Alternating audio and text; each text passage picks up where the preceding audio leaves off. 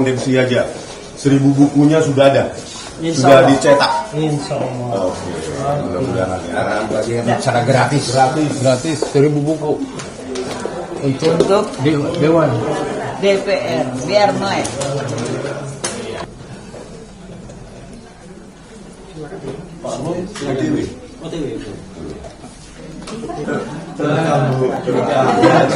Jangan, kita lagi live, ada beberapa yang live. Saya diundang memang Pak, tapi nggak masuk suka sini, tapi sulit.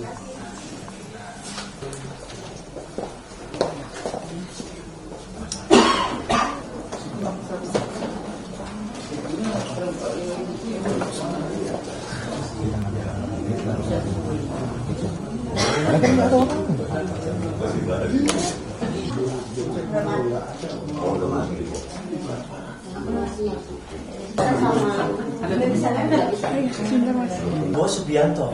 Anis Hidayat. Anis Hidayat. Oh iya. Masyarakat. Ini namanya dokumentator nasional. Tapi foto juga. Oh nggak tahu ya. Perwakilannya Joni. Oh pasti di Bajawa ya. Itu justru RJ once for all. Oh, kalau saya sih saya maafkan sebagai rakyat memilih Jokowi 2014. Once for all. Oh ya. Pagi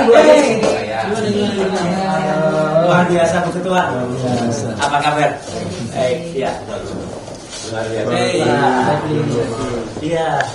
Kita lagi bercanda. Apa kabar Tuan Guru dan siap? Ya.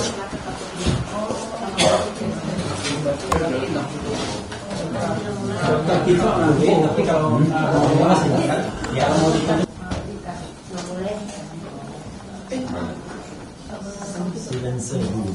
ambil gambar sedikit bentar. Yang dari media ada, yang dari Bang Refli. Bang Refli pasti. Podcastnya Iya. Saya memang sengaja nggak punya supaya nggak dilaporkan. Thank you semua.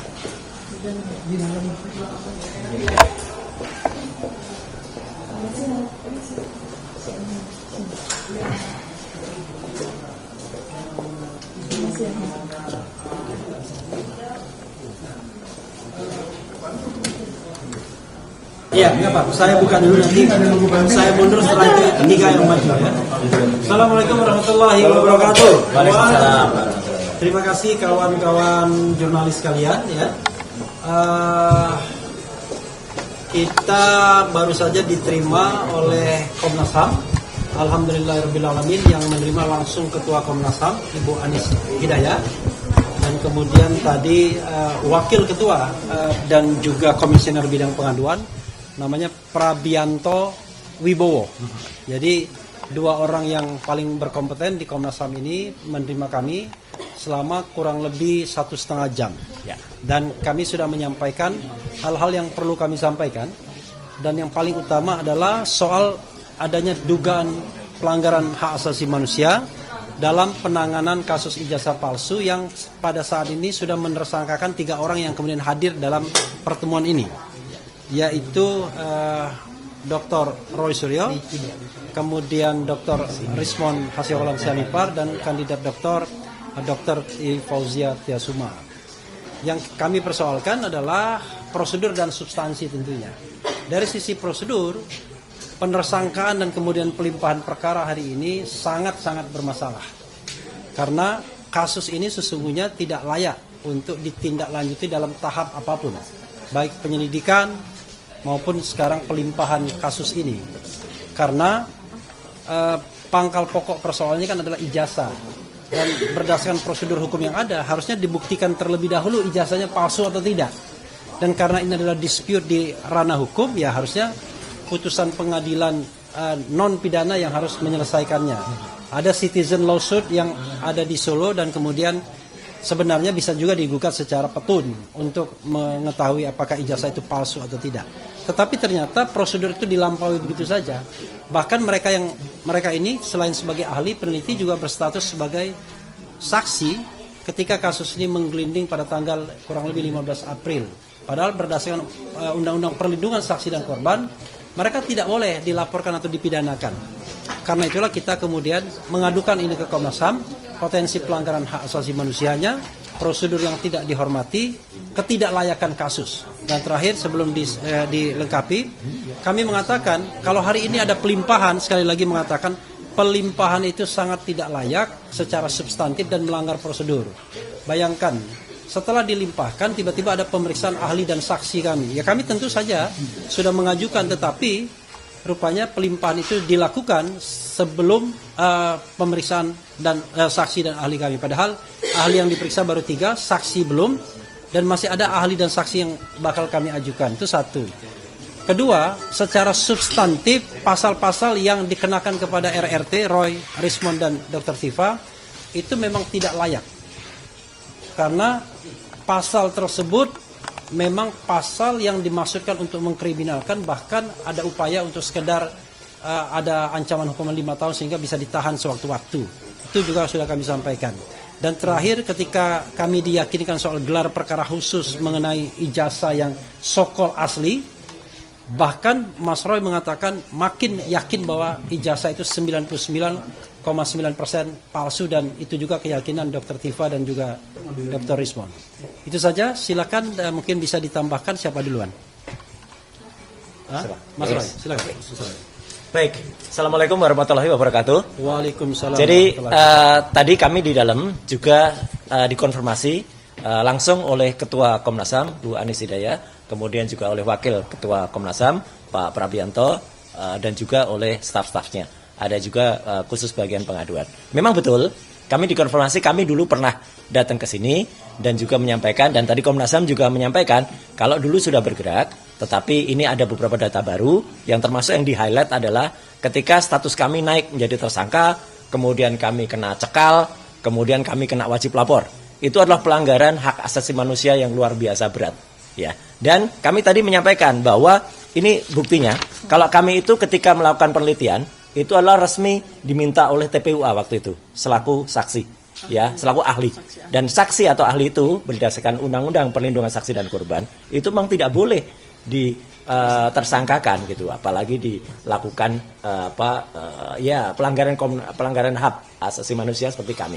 Dan kami berarti kesimpulannya tetap sama seperti tadi yang dilakukan Prof. Rafli, ya, bahwa termasuk skripsi yang tidak diuji itu adalah temuan kemarin ketika sidang Citizen Lawsuit di Solo, ya, Profesor Bagas itu menyampaikan bahwa harusnya orang-orang yang lulus tahun 80-an itu ada memiliki 2 ijazah, sarjana muda dan sarjana, dan Jokowi itu tidak memiliki itu. Kemudian berkas-berkasnya semuanya harus rapi, ada ketikan, kemudian tidak boleh kemudian hanya tulis tangan dan lain sebagainya. Bahkan sekali lagi saya sampaikan bahwa hasil Citizen Lawsuit di Solo itu pun sangat-sangat penting, karena di sana pernah hadir Komjen Pol Ugroseno yang juga menyampaikan bahwa foto yang ada di ijazah yang disebut-sebut ijazahnya Joko Widodo ini bukan Jokowi. Ya, itu seorang komjen mantan Wakapolri aja mengatakan begitu. Nah, tapi yang paling penting hari ini yang ingin saya sampaikan, dan ini sama sekali baru, ya, tolong ini di highlight, adalah tadi Komnas HAM memastikan dari 2 gelar perkara yang diselenggarakan baik di Mabes Polri maupun di Polda Metro Jaya, semuanya mencatut nama Komnas HAM. Sekali lagi saya ulangi, semuanya mencatut nama Komnas HAM. Komnas HAM tidak menyatakan atau tidak hadir, bahkan tidak setuju dengan keputusan itu. Jadi tidak ada persetujuan Komnas HAM, tapi selalu dikatakan kami sudah persetujuan Komnas HAM. Jadi sekali lagi, tadi langsung dari Bu Anis, langsung dari Pak Prabianto, Ketua dan Wakil Ketua, bahwa semua hasil kepolisian itu di luar tanggung jawab Komnas HAM. Jadi di sini kita ini segera menyampaikan kepada masyarakat, dibantu oleh media, bahwa apa yang disampaikan oleh Komnas HAM itu tolong diperhatikan baik-baik. Polda Metro dan Mabes Polri itu mencatut nama, ya, mencatut nama Komnas HAM sebagai kesimpulannya. Padahal Komnas HAM tidak hadir di sana dan tidak ikut menyetujui kesimpulan bahwa ijazahnya asli, kemudian itu sudah diperiksa dan lain sebagainya. Saya kira tambahan saya singkat itu aja. Saya akan memberikan Prof. Rafli supaya nanti tambahan dari Bang Rismond. Jadi dikatakan Ketua Komnas HAM bahwa mereka memang diundang dalam gelar perkara itu, tetapi mereka tidak datang. Nah, karena tidak datang, ya tentu tidak ada koneksi apa-apa. Kira-kira begitu ya? Ya. Jadi Disebutkan Nah, waktu itu, walaupun polisi pada gelar perkara mengatakan Komnas HAM juga hadir dan lain sebagainya. Tapi itu konfirmasi Mas Roy ya? Enggak, memang ada di mereka yang menyebut Soalnya itu. waktu gelar perkara khusus pertama saya nggak datang. Oke, ya. Oke, silakan siapa dulu? Saya tambahkan Ya. ya. Ya. Ya, saya tambahkan yang kami laporkan sebagai sebuah diskriminasi berat ya, sebagai sebuah pelanggaran HAM berat adalah bahwa mulai dari kami menjadi saksi, kemudian naik menjadi terlapor, lalu naik menjadi tersangka itu, kami sama sekali belum diberikan kesempatan untuk memanggil saksi-saksi maupun ahli-ahli kami. Ya. Saksi ada charge maupun ahli-ahli kami yang menjadi justifikasi bahwa kami memang betul-betul peneliti yang merupakan ekspertis ya di dalam bidang yang kami gunakan untuk melakukan penelitian terhadap ijazah dan dokumen-dokumen dari Joko Widodo, termasuk perilaku beliau yang capture pada video-video, narasi-narasi, pidato-pidato maupun foto-foto mulai dari tahun 2014 sampai tahun 2025 yang menjadi bahan dari penelitian kami. Nah, kemudian berkas kami ya sebagai tersangka sudah dilimpahkan oleh Polda Metro Jaya itu di tanggal 13 Januari 2026. Padahal tidak ada satupun saksi-saksi kami maupun ahli-ahli kami yang sudah diperiksa oleh Polda Metro Jaya. Artinya berkas itu adalah semacam mangga karbitan yang mentah dilemparkan ke kejaksaan. Dan yang anehnya lagi, pada saat berkas kami sudah dilimpahkan dari Polda ke kejaksaan, di tanggal 15 Januari Polda memberikan kepada kami surat pemanggilan saksi-saksi dan ahli-ahli kami. Artinya ini adalah sebuah pelanggaran HAM yang luar biasa. Nah, dan padahal kami mendapatkan data bahwa sepanjang 9 bulan sejak laporan polisi Joko Widodo dan para termul itu diproses oleh Polda Metro Jaya, sudah Polda Metro Jaya sini sudah mengatakan bahwa ada 22 ahli dan 127 saksi yang sudah diperiksa oleh Polda Metro Jaya, dan itu bukan dari pihak kami. Sementara kami tidak ada satupun saksi maupun tidak ada satupun ahli yang sudah diperiksa oleh mereka. Oleh karena itu maka ini sama sekali tidak fair, sama sekali tidak adil, dan tentu saja melanggar hak asasi manusia. Oleh karena itu pada kesempatan ini kami bertiga beserta semua penasihat hukum kami bicara kepada 280 juta rakyat Indonesia, dan mudah-mudahan sampai kepada Presiden Prabowo Subianto, juga sampai kepada Kapolri, juga sampai kepada Komite reformasi kepolisian ya, bahwa Polda Metro Jaya itu tidak menunaikan hak kami sebagai warga negara. Oleh karena itu maka kami minta agar kami diberikan kesempatan untuk menghadirkan semua saksi-saksi yang sudah kami siapkan maupun ahli-ahli yang sudah kami siapkan, dan proses ini tidak boleh dianulir, proses ini tidak boleh diganggu sampai selesai saksi-saksi kami dan ahli-ahli kami diberikan kesempatan untuk memberikan penjelasan. Terima kasih. Ya, Dr. Isman. Penting. Ya. Terima kasih media. Tadi kami sangat kecewa ya menemukan fakta bahwa Polda Metro Jaya dan Mabes Polri ketika melakukan 2 gelar perkara khusus sengaja mencatut HAM, Komnas HAM ya, Komisi Nasional Hak Asasi Manusia, untuk melegitimasi bahwa apa yang mereka lakukan itu sesuai dengan nilai-nilai hak asasi manusia. Ini kami sayangkan. Bagaimana tidak beretikanya Polda Metro Jaya maupun Mabes Polri itu mencatut ya Komnas HAM, padahal Komnas HAM tidak hadir. Dan itu kami dapatkan informasi ini langsung dari Ibu Anis Hidayah sebagai Ketua Komnas HAM, baru saja beberapa menit yang lalu di dalam ruangan ruang pengaduan tadi ya. Nah, satu itu poin yang kedua adalah kami tadi menyampaikan bagaimana relasi kuasa ya sangat tercium bau ya. Relasi kuasa, bagaimana kita dengarkan cerita dari Bang Egy Sujana yang meminta kepada terlapor yang bukan lagi presiden, yaitu Joko Widodo, untuk memanggil Kapolri, memerintahkan Kapolda Metro Jaya, memerintahkan di Reskrimum. Langsung saat itu dipanggil Kompol Sari sebagai ajudannya, dan ternyata muncul di situ di Reskrimum Polda Metro Jaya salah satunya Kombes Iman Imanuddin, dan Iya, dan Ibtu Rosadi, dan itu terkonfirmasi baik oleh Damai Hari Lubus, baik oleh pengacara Egy Sujana, Eli Daneti, maupun baik oleh Egy Sujana lewat telepon saya dengar. Gitu loh, mereka bertiga hadir di situ. Ini kan sudah melanggar. Bagaimana orang yang memproses kami, menyidik kami, tiba-tiba ada di ruangan di rumah Joko Widodo dan gampang diperintah-perintah. Ya. Yang ketiga yang kami sampaikan adalah kalau kemarin keluar keputusan Mahkamah Konstitusi untuk melindungi kerja-kerja jurnalistik wartawan dari kriminalisasi, dari penuntutan pidana. Terus bagaimana dengan nasib kami, peneliti? Kami sudah puluhan tahun meneliti.